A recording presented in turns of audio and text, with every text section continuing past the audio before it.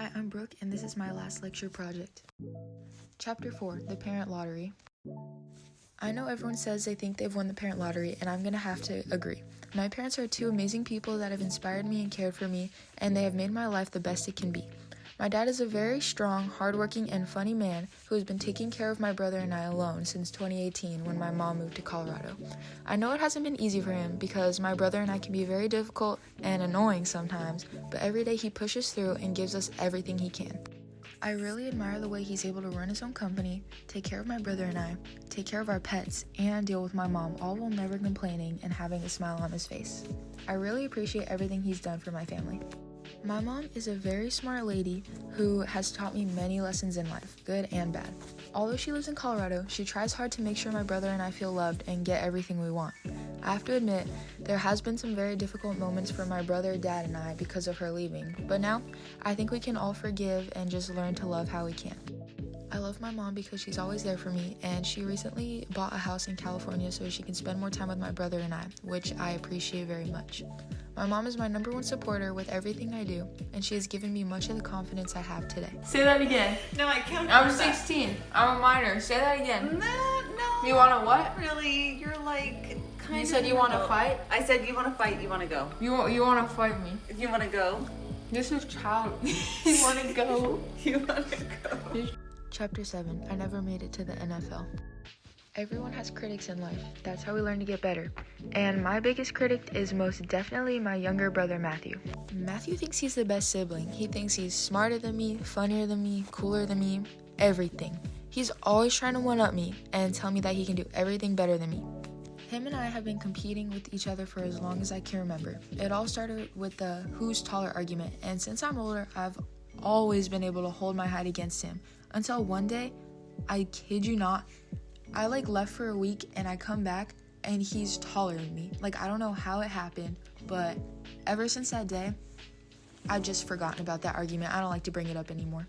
Because of our constant competition, I try harder to stay on top. So in some weird way, Matthew's made me a better person. Even though we fight sometimes, I love my brother so much. Him and I have been through so many things together, and I wouldn't want to have anyone else to take his spot. My brother can make every day a good day because no matter how hard either of our days were, we can't not laugh when we're together. I'm sorry. Just walk. Walk away, yeah, walk away!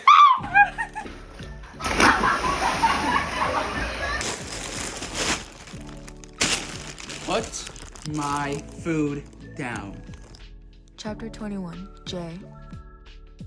My stepsisters Megan and Lana are two of my bestest friends in the whole entire world. I met them about 6 years ago after my mom moved to Colorado. At first we didn't get along that well because I wasn't really ready to accept new people into my life, especially ones who came from Colorado. But after I got over my stubbornness, we got along so well and they became two of my favorite people ever.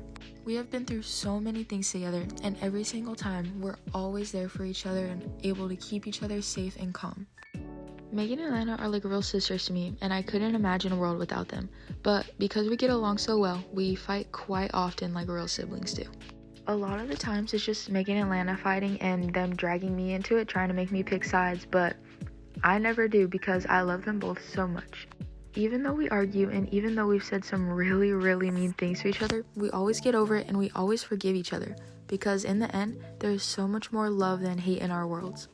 I only get to see them a few times a year because they live in Colorado, but those summers, Christmases, Thanksgivings, and random weekends are always an amazing time, and I couldn't imagine a world without Megan and Lana. Here's some coffee for you, sir. I actually didn't want cheese on it. Oh, I'm so sorry. Really mad about that I was talking about last night or thinking about? Chapter 24, A Recovering Jerk. Okay, I hate you guys. Let me get out the car. I have to go to work. They're holding me captive, guys.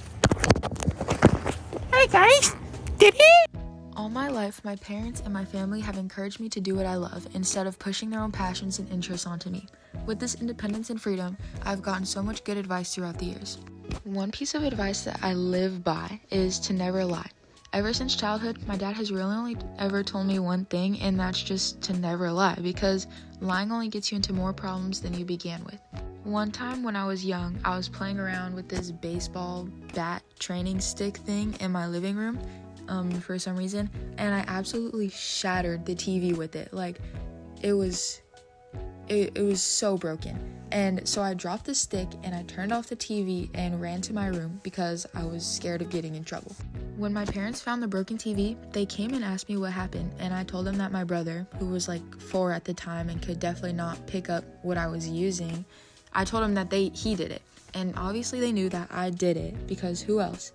And I didn't get in trouble for breaking the TV. I only got in trouble because I lied about not doing it. So to this day, I don't lie about anything, not even small things, because I see no point in just not telling the truth.